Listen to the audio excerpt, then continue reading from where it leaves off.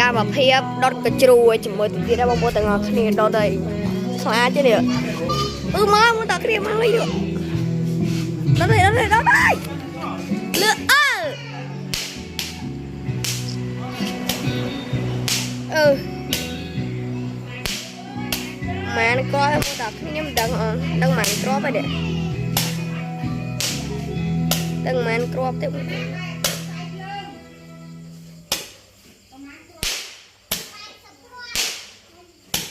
80បងប្អូន80គ្រាប់ហ៎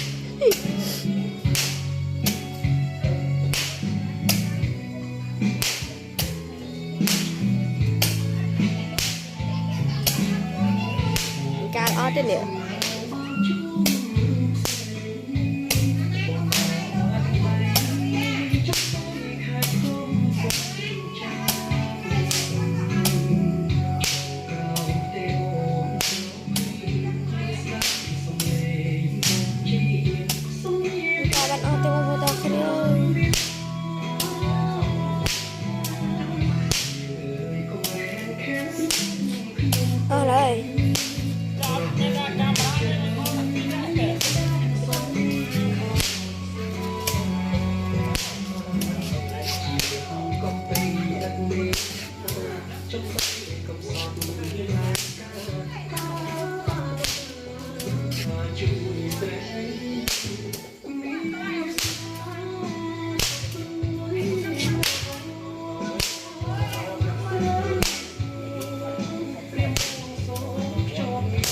កាលបណ្អទេលោកអេកាលអស់យូរកាលអស់នេះ3នាទីឡើយ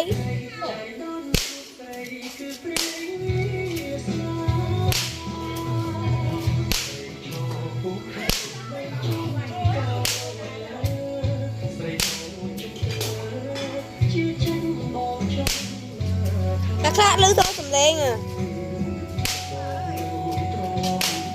នរ៉ាន់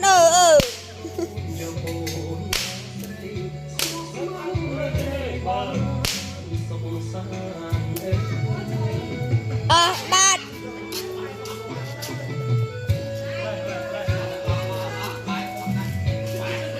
ក៏គ្នាទៅមុខវិញម្ដងអើយអស់ប្រែអើយ